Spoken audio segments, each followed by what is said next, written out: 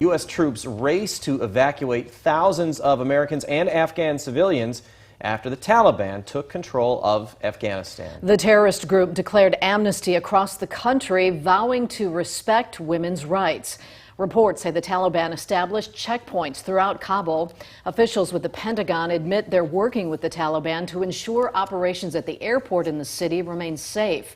Yesterday, U.S. troops managed to evacuate more than 700 people, including 150 Americans. Hundreds of Afghans packed inside a C-17, desperate to leave the country. U.S. officials believe once the speed of evacuations picks up, they'll be able to get between 5,000 to 9,000 people out per day. Some military members who served our country by deploying to Afghanistan are grappling with the crisis there. Dylan Strachey learned more about resources available. Dylan, the important thing for vets to remember is they're not alone.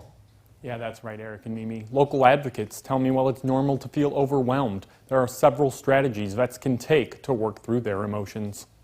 When you first deploy, there's all kinds of ramped up motivation, and there's missions here and missions there, and you have purpose. As these wars drag on, you're wondering why they're dragging on. Rockford native Ryan Curry served in the Marines for more than a decade before suffering a traumatic injury in Iraq 15 years ago. Now, he helps fellow veterans who may be struggling with their mental health through his organization Beneath the Beard.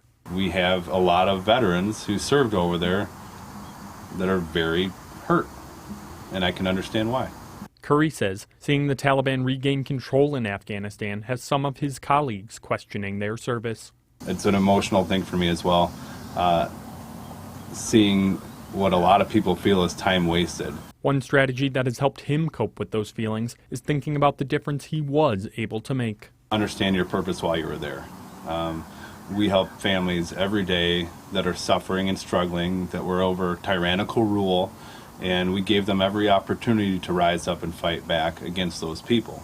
Another suggestion Curry has is talking to friends or loved ones about any difficulties you might be having. Robert Ryder with the Veterans Assistance Commission of Boone County says nobody should be ashamed to admit they're not okay.